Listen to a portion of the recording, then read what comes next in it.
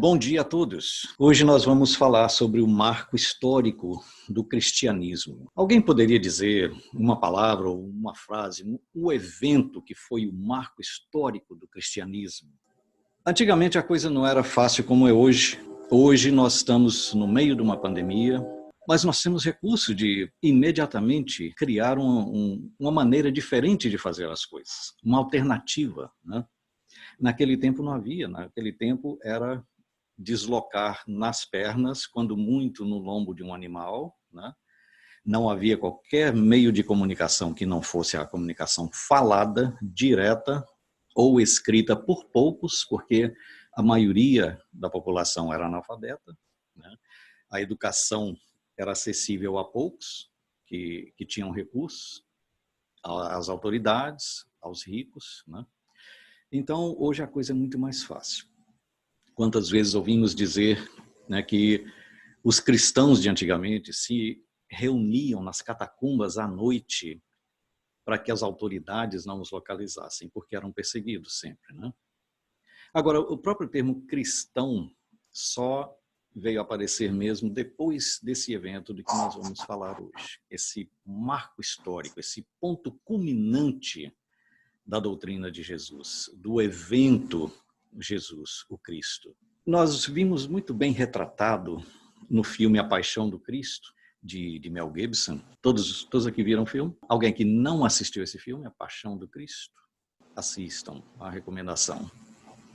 É muito triste, mas ao mesmo tempo muito realista, muito interessante ver o conceito de um produtor cinematográfico consciente do que está fazendo, como ele expressaria na tela a realidade com que ele concebeu, né, toda a paixão do Cristo. O filme retrata somente a fase final mesmo do messianato de Jesus, a partir do momento, né, que ele está já na reta final, né, nos últimos dias, não foi nem nas últimas semanas, nos últimos dias da saga, né?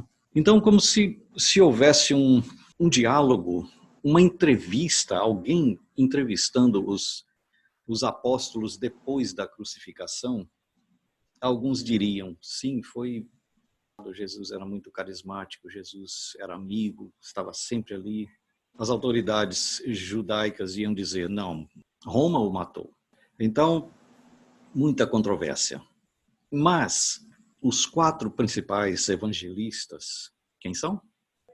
João, Marcos, Lucas e Mateus. Muito bem. Eles retrataram segundo o que puderam coletar de informação. Então a coisa aconteceu muito rápido, né? Quinta-feira à noite, Jesus estava orando lá no jardim, no horto, com 3 apóstolos. Quem eram esses 3 apóstolos? Pedro, Tiago e João.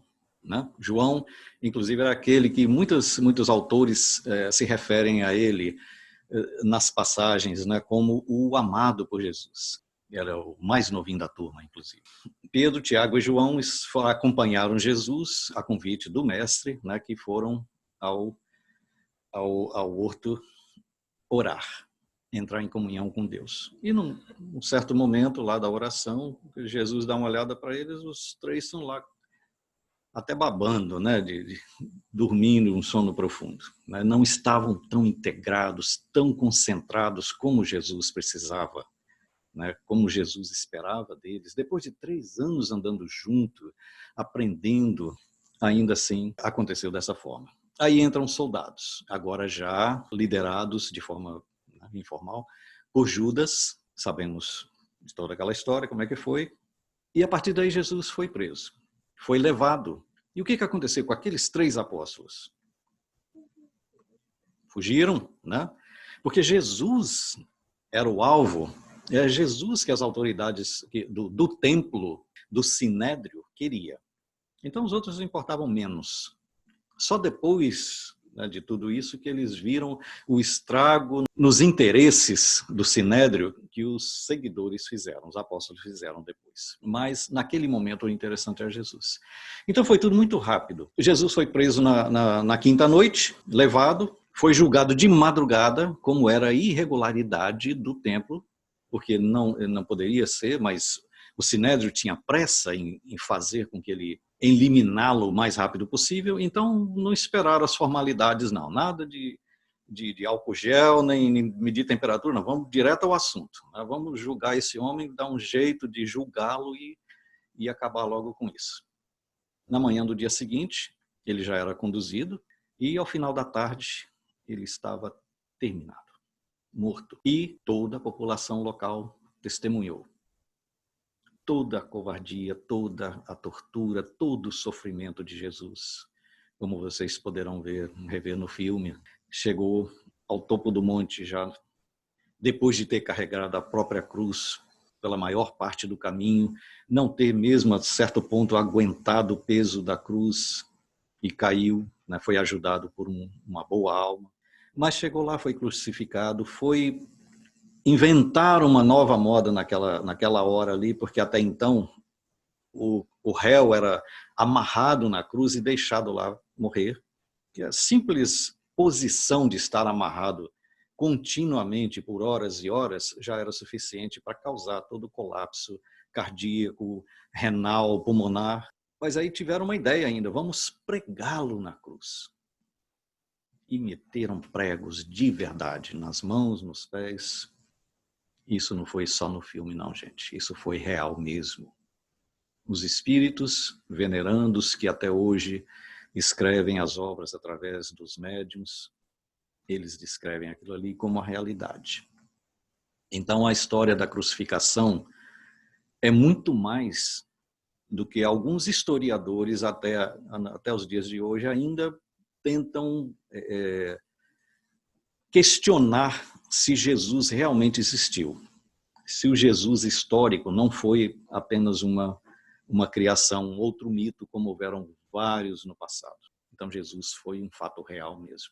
E se alguns de nós hoje, depois de estudar tanto, depois de ter contato com a doutrina, alguns de nós por anos, alguns de nós por décadas, alguns de nós mais recente, mas depois de conhecer a doutrina como nós conhecemos hoje, a gente ainda pode ter uma duvidazinha, né, se realmente foi assim, porque o que nós sabemos hoje vem de testemunhas do passado. Não tinha ninguém lá com um iPhone na hora filmando, como acontece hoje. Acontece alguma coisa na rua, logo está na televisão, no YouTube, em todo lugar, ao vivo e a cores, e no real time às vezes. Como a explosão da semana passada em Beirute, uma coisa fantástica que o mundo viu um minuto depois. Então, aquele fato foi real. Jesus e tudo aquilo foi real mesmo. E como chegou aos dias de hoje? Através das testemunhas. Testemunhas que estavam ali presentes. Os apóstolos, alguns escondidos, olhando de longe, já com medo de que eles agora seriam o próximo, né? Muitos não tinham ideia do que estava acontecendo. Muitos até apoiavam, porque escolheram Jesus a Barrabás. Foi a população que aclamou. Apesar de que aí está muito questionável, os historiadores também deixam muita dúvida nisso aí. Qual a percentagem das pessoas, do público, da população, que escolheram Jesus a Barrabás? Isso aí é muito questionável, mas passaram por esse processo de julgamento público ainda. E aí aconteceu. Quinta-feira à noite foi preso, sexta-feira de manhã estava sendo torturado, chicoteado, puseram uma coroa de espinho, agora ele já está a meio caminho da desencarnação. Ainda vai carregar uma cruz rumo ao monte, sobe ao monte, colocam na cruz, metem pregos nas mãos, nos tornozelos, e ainda vem Gaio, por último, soldado romano. Não se sabe se foi por pena de tentar acelerar a desencarnação dele ou apenas por mais uma chacota dos romanos, que ficou por conta, a certo ponto ficou por conta dos soldados, né, gente de pouquíssima instrução, não era um general, não era um governador, um senador romano que estava lá em cima, presente ali, cuidando, eram soldados, ficou na mão dos soldados. E ainda dá uma espetada, né, no abdômen de Jesus para acabar o golpe final. E Jesus finalmente desencarna, dizendo as últimas palavras. Quais foram? Pai, perdoa-os, eles não sabem o que fazem. Não sabem o que fazem, e realmente não sabiam. A maioria das pessoas ali presentes não tinha uma noção, algumas não tinham noção nenhuma do que estava acontecendo, quem era aquela pessoa, outros tinham mais ou menos, o profeta morreu, o Messias morreu, será que era Messias mesmo? Aí a dúvida começava. Se Deus mandou seu filho escolhido, o Messias anunciado por profetas do passado, Jesus talvez não era quem ele dizia ser. Essa dúvida estava na mente de muitos. Porque agora ele está morto, acabado. Está preso na cruz, para todos verem, bem alto. Está agora um cadáver ali, preso na cruz. Que mais tarde, depois de confirmadamente desencarnado, o corpo já está inerte, frio, todo dilacerado, sangrou até o que pôde, agora vai ser levado. E quem agora que os apóstolos correram todos, esconderam, porque agora se mataram o líder, né? Roma deu autorização para matar o líder, o próximo agora é a temporada de caça aos apóstolos. Então vamos esconder porque nós somos os próximos. Desapareceram. João ainda ficou ali, porque João, né, historicamente, ele tinha direito de estar ali, ele era de menor ainda na ocasião, e alguém da família poderia acompanhar, alguém próximo. Questões legais, João poderia acompanhar todo o processo. Maria, algumas outras mulheres fiéis, porque as mulheres também não eram consideradas, né, pelas autoridades perigosas, mas os homens sim. Então agora como é que vai ser? José de Arimateia e Nicodemos, duas pessoas do Sinédrio. José de Arimateia era muito rico. Então eles possivelmente ainda devem ter dado algum dinheiro às autoridades romanas para eles cuidarem do corpo de Jesus daí para diante.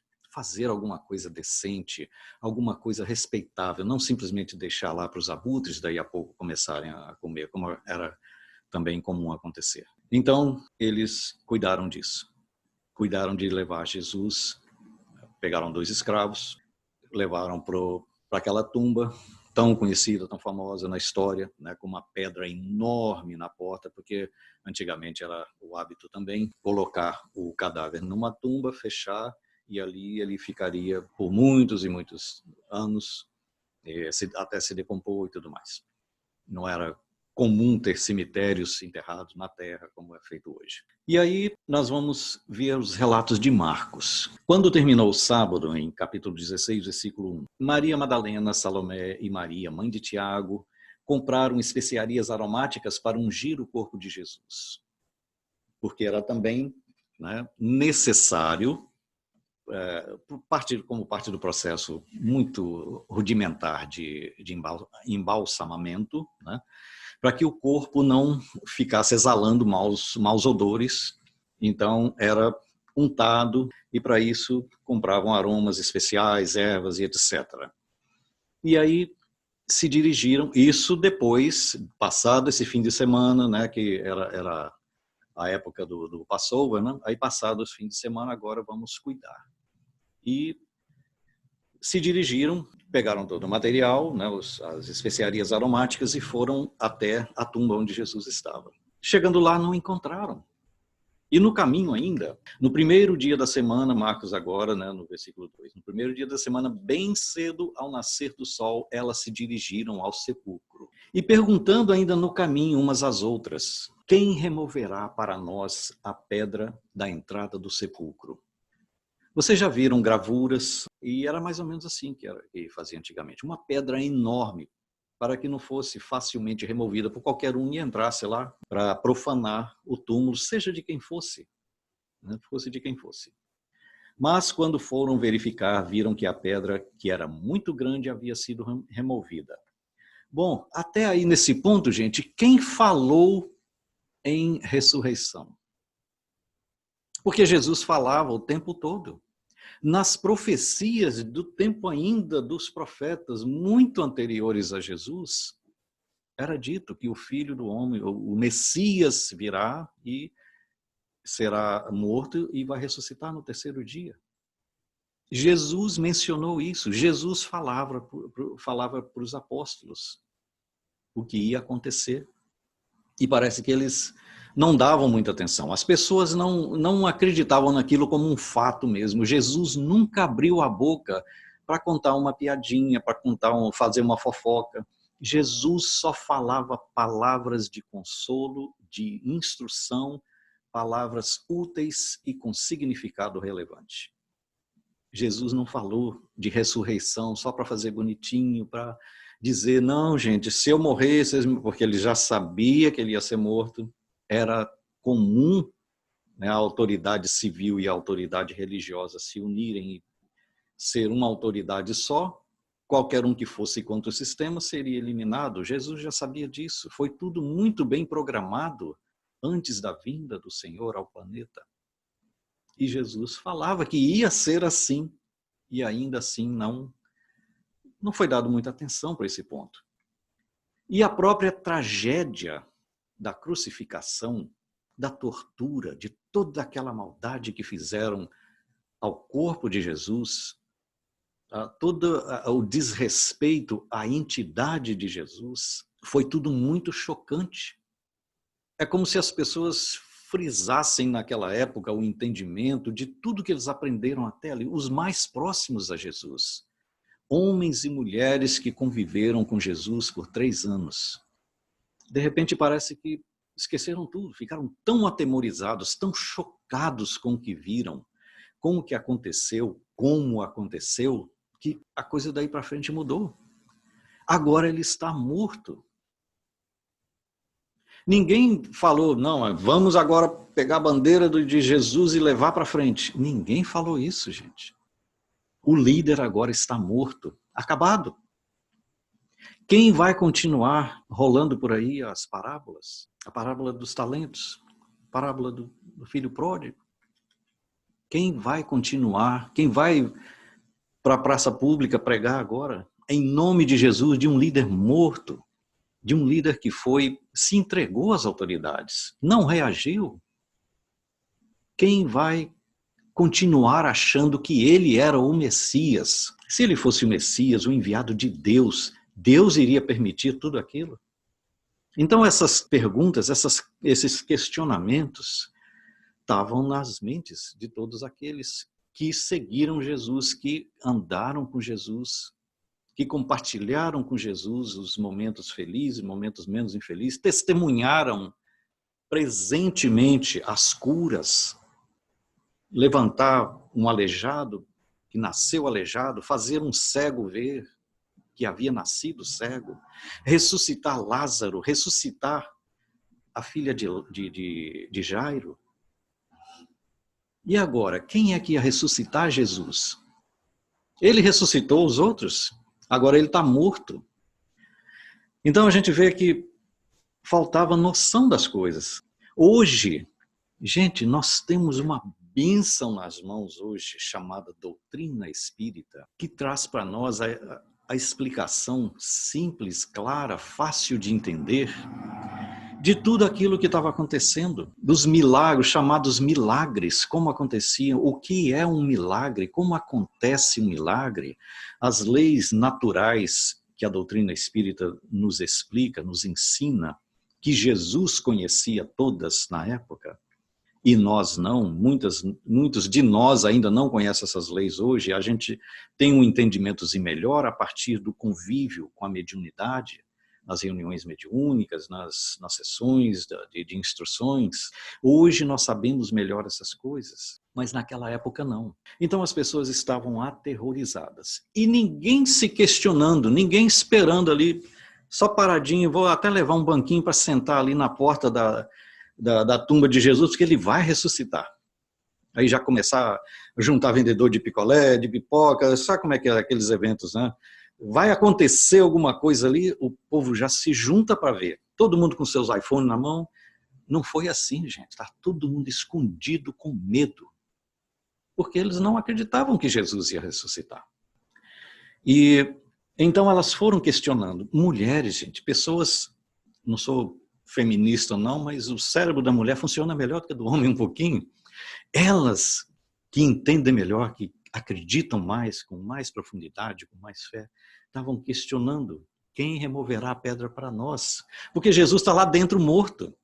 era o que era esperado de Jesus permanecer morto. Todos esperavam isso. E quando foram verificar, a pedra já nem estava mais lá e o corpo não estava dentro da tumba. E aí o que acontece? E agora? Olha aí a primeira grande interrogação. E agora? O que aconteceu? A segunda, né? Porque a primeira é o que nós vamos fazer agora sem Jesus, né? Quando ele morreu. Agora, o que nós vamos fazer? Aí correram de volta para a cidade para procurar os discípulos que estavam escondidos. E foram ao encontro de Pedro, alguém já tinha dica lá onde estava Pedro e mais alguns, e do outro discípulo, aquele a quem Jesus amava, e disse, João escreve assim, porque era agora ele, no evangelho dele, ele não vai falar assim, João e Jesus, e eu lá, euzinho que Jesus amava. Então ele fala, aquele a quem Jesus amava. Mas as referências históricas todas dos evangelhos apontam para João, quando se refere àquele que Jesus amava. Não que Jesus tivesse predileção, mas que em muitos momentos aconteceu assim. E disseram, tiraram o Senhor do sepulcro e não sabemos onde o colocaram. Tiraram. Quem? Nós ainda tivemos um ato de misericórdia de Nicodemos e José de Arimateia, de pegar o corpo de Jesus. Gente, 2 judeus do Sinédrio, duas autoridades, parte em termos daquele grupo que havia promovido essa chacina, esse assassinato cruel. Mas Nicodemos, desde o início, né, ele sempre se posicionou com bastante sabedoria, ele entendia Jesus, ele não era contra Jesus, mas o resto, né, o supremo sacerdote, o sumo sacerdote, né, e todos aqueles que tinham interesse em eliminar essa nova doutrina, expressavam o pensamento do Sinédrio. Então eles sabiam quem tinha colocado lá, mas não sabiam quem tinha tirado. Tiraram o Senhor. Ninguém questionou aqui nesse ponto. Vocês estão vendo ali alguém dizendo, ressuscitou. Alguém já deu uma dica, vai ver que ele ressuscitou. Não, estavam ainda em dúvida.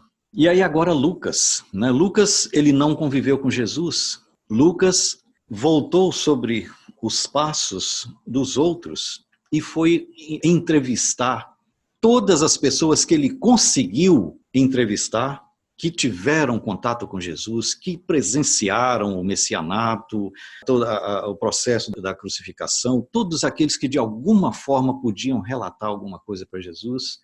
Lucas foi entrevistar essa pessoa e fez uma coletânea de informação e escreveu seu evangelho. Então Lucas, no capítulo 24, mas eles não acreditaram nas mulheres, os apóstolos a quem as mulheres foram procurar para dizer que tinham levado Jesus, né? As palavras delas lhes pareciam loucura. Olha só, os próprios Pedro, gente, tadinho de Pedro, gente, aperta o coração, vê o quanto aquele homem amava Jesus, estava ali com Jesus e fraquejou tão feio na hora do testemunho. E Jesus ainda dizer, você vai falhar. Antes do galo cantar 3 vezes, e Pedro passou por tudo aquilo, de tanto que ele amava Jesus. Imagina o que esse homem sofreu, gente.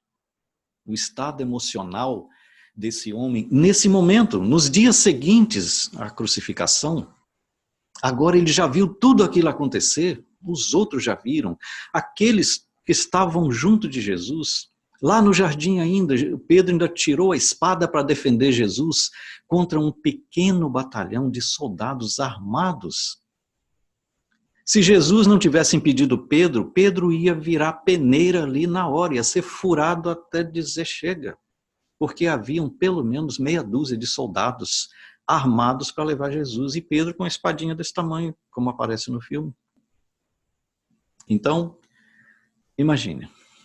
E aí Pedro, todavia, levantou-se e correu ao sepulcro. Esse correu aí também, em outros evangelhos, em outras passagens, em outros livros, a gente vê que ele não correu assim direto, saiu pela rua gritando, o mestre ressuscitou, vamos ver se ele ressuscitou. Não foi assim não, ele foi escondidinho, cabeça tampada, e as pessoas não se mostravam com muita facilidade, não eram identificados na rua, porque se eles fossem identificados na rua, seriam também presos e mortos.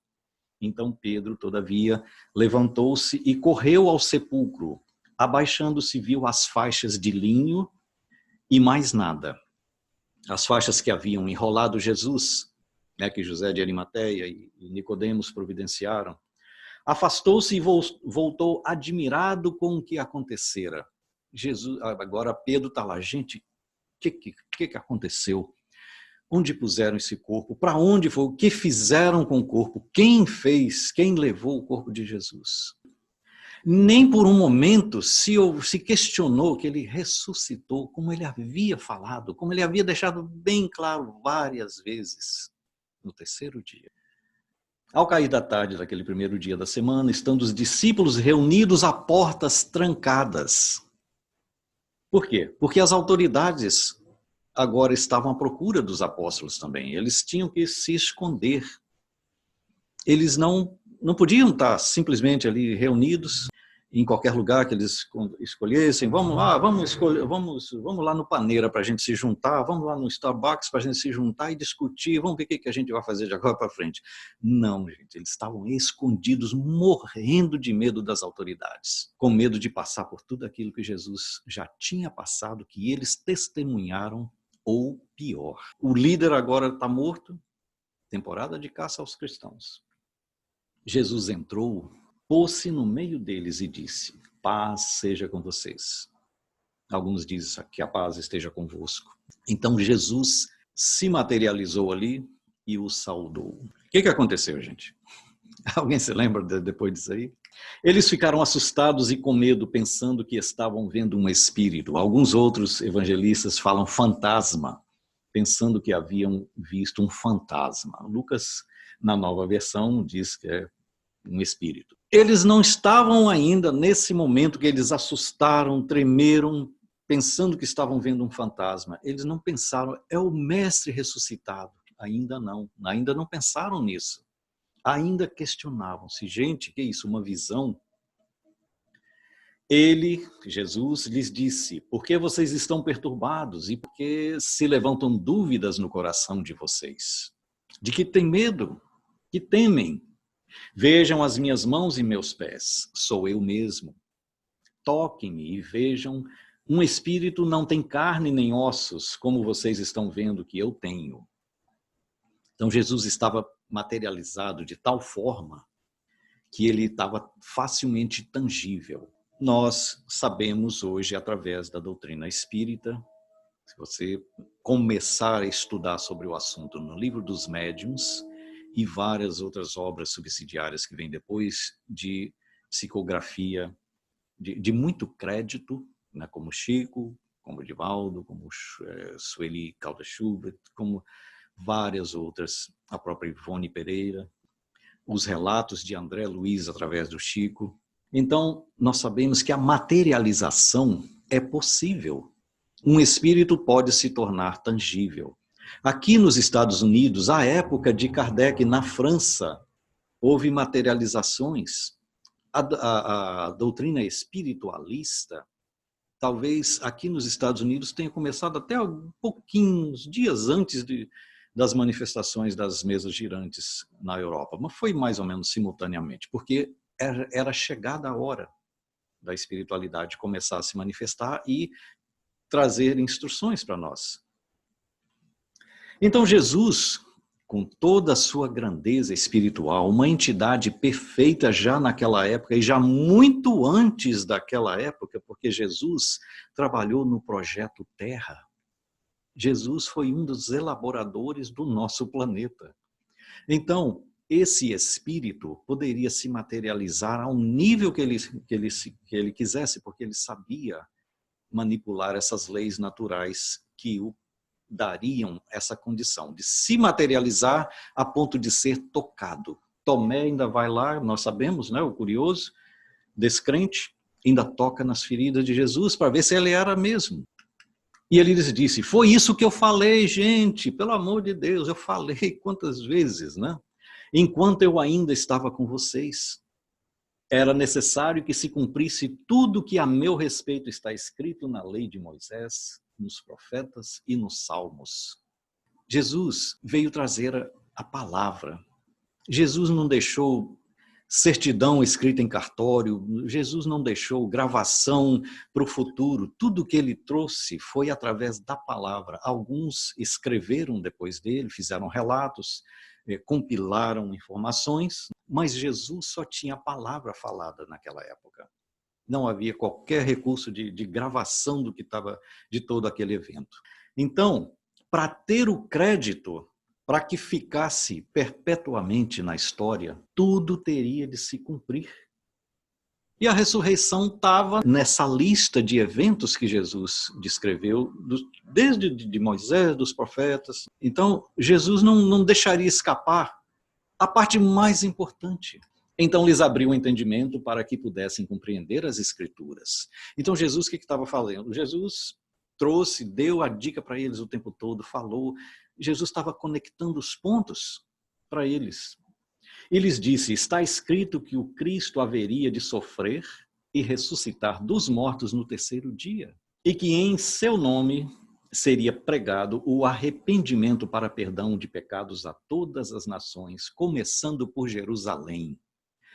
Ou seja, nesse momento aí, eles dão aquela respirada funda e pensam, opa, nós estamos em Jerusalém. Que significa dizer o quê? Que vocês vão ter que continuar a minha obra. E eu não permanecerei aqui por muito tempo.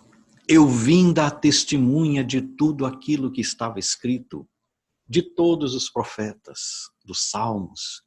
Eu vim dar testemunha. Eu ressuscitei no terceiro dia. Agora é com vocês. Esse ponto mudou tudo, gente. Quando Jesus diz, vocês são testemunhas dessas coisas. Vocês viram, ouviram, presenciaram, me tocaram e vocês são testemunhas. Então vocês, nisso aí está implícito, a grande, a pesadíssima responsabilidade de propagar, de perpetuar isso agora. A minha parte está feita. Agora é com vocês. Eu vim, preparei vocês, agora daí para frente é com vocês. Não é o que fazem conosco, gente. A doutrina espírita não tem autoridade eclesiástica, não tem autoridade civil estabelecida, registrada. A doutrina espírita é propagada através de voluntários, em todos os níveis. Ser, por exemplo, presidente de uma federação, de um país, de um estado, de uma região,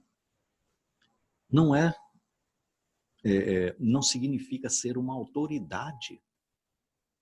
Porque a autoridade do Espiritismo, que é o próprio Cristo redivivo, a própria doutrina do Cristo, é imitação da autoridade do Cristo, a autoridade moral. Então, a doutrina espírita, ela é continuada através de voluntários.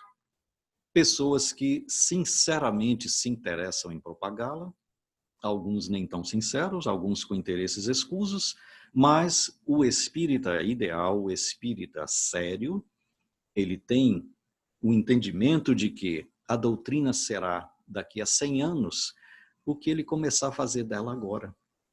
A mesma coisa a doutrina de Jesus. Se os apóstolos, testemunhas, não escrevessem, o próprio Lucas, que não conviveu com Jesus, ele foi entrevistar mesmo cada pessoa e tentou comparar as declarações de um com os outros, exatamente o que Kardec fez. Kardec mandava perguntas para vários médiuns em várias regiões, até países diferentes, a mesma pergunta, e esses médiuns devolviam para ele as respostas, e Kardec comparava as respostas. Quando as respostas eram coincidentes, aquela era verdadeira. Assim que Kardec codificou a doutrina. Então, se a gente desvia aqui 1 milímetro do alvo, né, vocês conhecem aquela... Aqui tem uma coisinha laser, né? Aquela pontariazinha laser, se a gente tá vendo lá naquela parede, a 20 metros daqui, a gente vê a pontinha lá. Você mexe 1 milímetro aqui, lá ela mexe 2, 3 metros. Né? Assim é a doutrina espírita, assim era a doutrina de Jesus. Se desviasse o conteúdo, como muitos tentaram desviar nos primeiros séculos depois, por interesses religiosos e políticos, Hoje seria uma distorção muito maior, 2000 anos depois disso. Imagina, 2000 anos de distorção. Olha quantas distorção nós temos até hoje no entendimento. Então Jesus falou, vocês são testemunhas dessas coisas. Olha o peso da responsabilidade. Você viu, você ouviu. Então é sua responsabilidade transmitir isso para frente, fielmente, do jeitinho que aconteceu, sem intervenção de interesses escusos. Então a ressurreição de Jesus marcou o início do cristianismo. Antes haviam seguidores do Cristo. Quando o Cristo morreu, não havia mais nada. Agora, quem vai dar continuidade a uma doutrina de um líder morto? De um líder que foi simplesmente escarnecido pelas autoridades. Mas agora, gente, ressuscitar e aparecer de novo diante dos seus olhos, se permitir ser novamente tocado.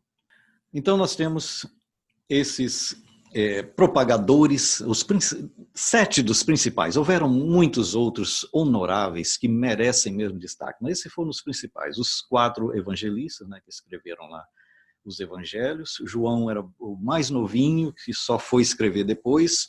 E João, inclusive, foi o único que não foi escarnecido também pelas autoridades, né? Ele viveu até os últimos dias de sua vida, trabalhando como escravo nas minas, mas não foi assassinado como os outros. Os outros foram decapitados, crucificados, apedrejados, todos os outros foram assassinados pelas autoridades, pelo Estado, né? Mas João não. Então João ainda dizia, né, com as últimas palavras, isso está nas Instruções dos Espíritos no Evangelho, né, segundo o Espiritismo. Nos últimos dias de João, quando já não podia mais sair, pregar, né, mesmo no cativeiro, ele ainda dizia, filhinhos, amai-vos uns aos outros. Né? A última coisa que João conseguiu dizer. Lucas chegou depois, um médico, instruído, estudado, foi o que fez as entrevistas todas. Marcos, Pedro, gente, o nosso Pedro, que agora, antes, ele corria para se esconder. Primeiro ele negou Jesus, nem conheço. Foi perguntado na rua, antes da terceira, no filme, né? Antes da terceira cantada, antes do terceiro galo cantar. Alguém perguntou, alguém reconheceu na rua, você não é o seguidor do Cristo? Não, eu nem conheço, gente. Cheguei agora, a bicicleta nem é minha. Tiago, o irmão de Jesus, filho de Maria. Tiago, ele diz depois, é o meu mestre. Né? Mais adiante, Tiago vai dizer em uma de suas declarações, Jesus é o meu mestre, o Cristo ressuscitado. Vocês que têm irmão, gente, quem de vocês diria que o seu irmão é o seu Senhor? A gente pensa que os meus irmãos, alguns têm uns defeitinhos aqui, um defeitinho dali, qual dos meus irmãos seria o meu Senhor? E Tiago falou, Jesus é o meu Senhor. E Paulo, a história de Paulo é a coisa mais linda, foi o que mais mais longe e mais abrangente foi com os ensinamentos do Cristo. Né? Quem ainda não conhece a história de Paulo, a nossa sugestão é ler o livro Paulo e Estevão, psicografado, né, de Emmanuel, Chico Xavier. É a coisa mais linda a história de Paulo. Uma autoridade também judaica, né, parte do Sinédrio.